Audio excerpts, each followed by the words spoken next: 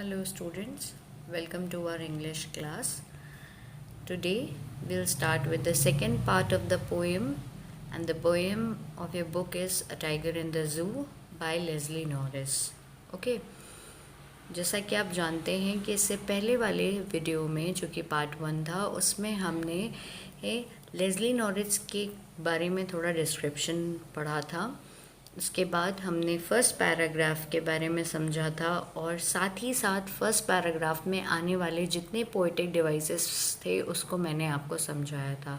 I hope that you all understood that part very well. Now let's begin with the second part of the poem, further paragraphs. It means further paragraphs of the poem. He should be lurking in shadow, sliding through long grass, near the water hole where plum deer pass. अब यहाँ पे एक ऐसे tiger की बात हो रही है जो कि कहाँ रहता है, जंगल में रहता है। जैसा कि आपने इससे पहले वाले पैराग्राफ में, अगर आपको वीडियो याद हो, हमारा पार्ट 1 याद हो, तो हम वहाँ पे एक ऐसे टाइगर की बात कर रहे थे जिसको ज़ू के अंदर केज करके रखा हुआ था, जो कि कन्फाइंड था, जो अपने स्टेप्स को बार बार फॉलो कर रहा था। सिर्फ उसका जो है डिस्क्रिप्शन क्या दिखाई दे रहा था कि वो विविड स्ट्राइप्स हैं, ठीक है, ऑरेंज और ब्लैक कलर की स्ट्राइप्स नज़र आ रही थी और वो बार बार अपने स्टेप्स को फॉलो कर रहा था। And he was in quite rage, isn't it, उसके अंदर गुस्सा भरा हुआ था। किस लिए? वो वायलेंट उसका बिहेवियर था। He was very angry because he was caged, he was furious and he was limited to his area and his actual identity lost somewhere in that cage. That's why he was angry, isn't it? तो उस paragraph में हमने ये समझा था कि वो एक ऐसे टाइगर की पोएट बात कर रहा है जो कि केज है, जो कि ज़ू में बंद है। पर यहाँ पे जिस टाइगर की बात हो रही है वो टाइगर कैसा है? He is free from all the foundations, isn't it? He has that freedom which he really wants to enjoy. यहाँ पे जैसा कि मैंने आपको पोएम में पहले ही बताया है कि यहाँ पे पोएट ने 2 तरह के टाइगर्स की बात करी है। एक ऐसा टाइगर जो कि केज्ड है और एक ऐसा टाइगर जो कि जंगलों में खुला घूम रहा है, जो कि अपने नेचुरल हैबिटेट में है, जिसके लिए सारी कंडीशन सूटेबल हैं। एक ऐसा लिविंग बीइंग, एक ऐसा ऑर्गेनिज्म जिसके लिए सारी सूटेबल कंडीशंस है, वो सारी सूटेबल कंडीशंस यहाँ पे उस टाइगर को प्रोवाइडेड हैं, ठीक है।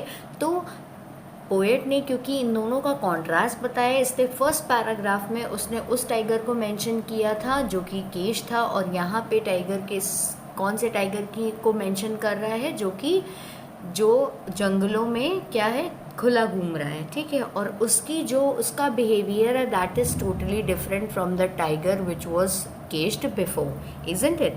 So that's why he is writing he should be lurking in shadow.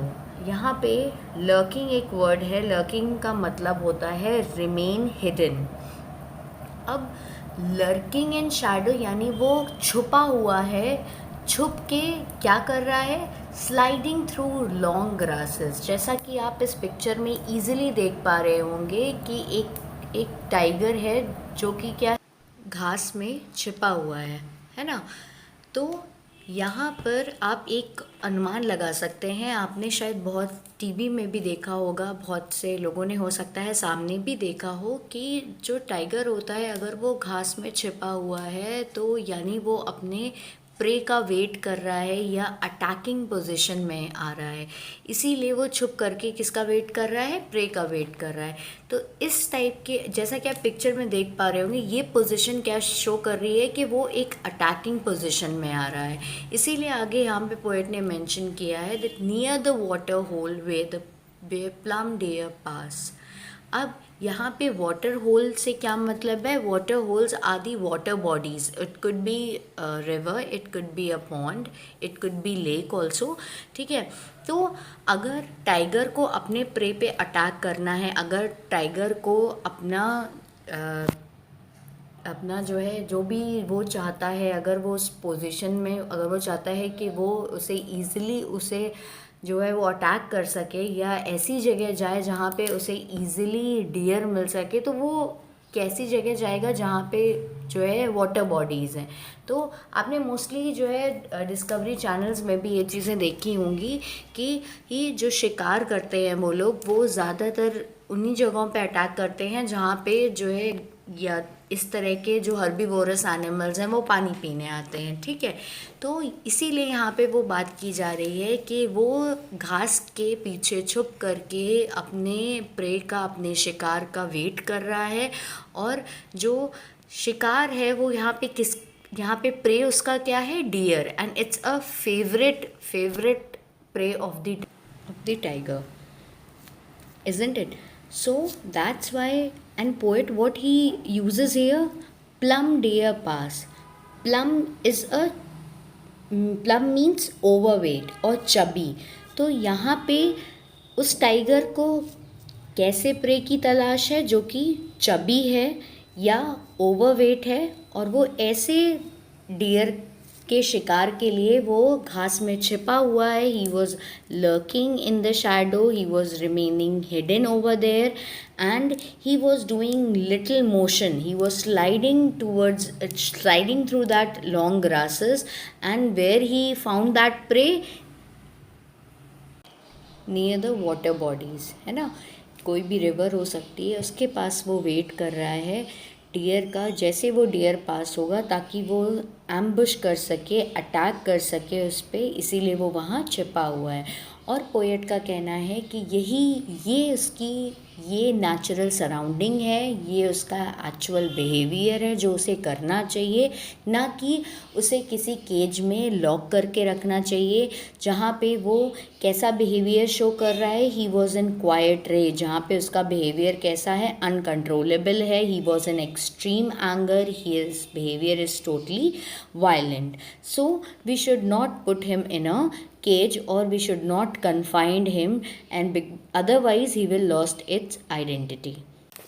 Okay, now let's talk about the poetic devices used in this paragraph. Okay, the first one is rhyming scheme. जैसा कि आप paragraph में देख पा रहे होंगे, इससे पहले वाले पैराग्राफ की भी राइमिंग स्कीम बिल्कुल सेम थी, ABCB. The same thing is over here. आप पहली लाइन में देखेंगे, he should be lurking in shadow. Shadow is the last word. Next line में sliding through long grass. Long grass is also the last word of this line. Near the water hole. Hole is also the last word of the line. Shadow, grass, hole, ये तीनों हम अलग अलग category में डालेंगे because these three are the totally different words, isn't it. So for shadow A, grass B, and hole C, ABC. अब अगर हम वहीं पे फोर्थ लाइन में बात करते हैं, there is word in the last, pass. Pass is similar to grass, that's why we put in the category of B. तो हमारी राइमिंग स्कीम क्या हो जाती है, ABCB. ठीक. अब नेक्स्ट पोएटिक डिवाइस हमारा क्या है, इंजैबमेंट. इंजैबमेंट क्या होता है, continuing with the same lines without any punctuation. अगर आप बात करें तो जैसा कि यहाँ पे पैराग्राफ में सेकेंड लाइन है, sliding through long grass near the water hole. तो इन दोनों लाइन में के बाद, जैसे फर्स्ट लाइन के बाद कोई पंचुएशन नहीं है, उसी के बाद नेक्स्ट लाइन स्टार्ट हो जा रही है, नियर द वाटर होल. तो this is known as enjambment. Clear. And the third poetic device here is alliteration. What is alliteration? Alliteration can be defined as a series of words or letters occurring close together in the phrases or lines. Whenever you use any kind of letter or words which are close together, and those letter or words comes in the beginning of that word, isn't it? Then that is known as alliteration. जैसे कि यहाँ पे है plum deer pass. plum के first letter क्या है, P है, उसी तरह पास का भी फर्स्ट लेटर क्या है, P है. ठीक है, तो that is known as alliteration. Clear? Now let's move on to the next stanza. He should be snarling around houses at the jungle's edge, baring his white fangs, his claws, terrorizing the village. अब यहाँ पे poet किस तरह के behaviour को दिखाना चाह रहा है? टाइगर के फिरोशियस बिहेवियर को दिखाना चाह रहा है, एंग्री बिहेवियर को दिखाना चाह रहा है. जैसा कि मैंने आपको पहले बताया कि इससे फर्स्ट वाले स्टैंजा में उसकी आइडेंटिटी लॉस थी, इसकी वो कन्फाइंड था, he was roaming in that limited area, isn't it? अब यहाँ पे सेकेंड पैराग्राफ में उसकी नेचुरल सराउंडिंग कैसी होनी चाहिए, उस नेचुरल सराउंडिंग में किस तरह बिहेव करना चाहिए, वो अपने प्रे के लिए क्या करता है, ये सारा चीज़ उसमें मेंशन था. थर्ड स्टैंजा में पोएट हमें क्या बताने की कोशिश कर रहा है? That the another behavior of tiger is that he is very ferocious, furious, isn't it? So ferocious is also shows an angry behavior, isn't it? So that's why he is saying he should be snarling around houses. Snarling means make an angry warning sound. अब वो क्या कर रहा है?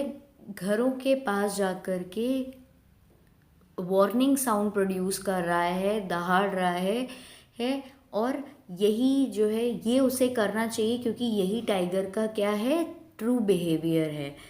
At the jungles as, वो उन घरों के पास जाके ये सब काम कर रहा है जो कि कहाँ है? जो जंगलों के पास जो घर बने हुए हैं, जो गांव है, वहाँ पे जाके वो उन्हें क्या कर रहा है?